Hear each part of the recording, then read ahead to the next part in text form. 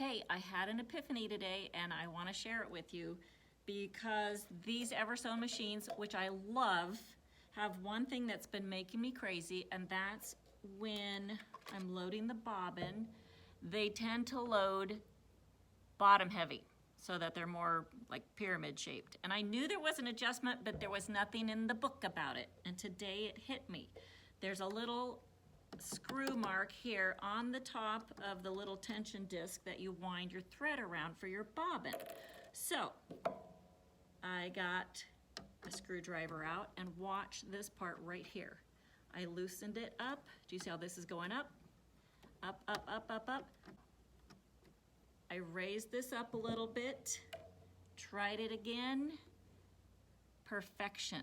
So that is how to get your bobbin to wind evenly. The machine comes with this. Use this if you don't have a regular screwdriver on hand. That's what this little deal is for. So that's the key to getting an evenly wound bobbin on an EverSewn, and I'm gonna sleep better tonight knowing this.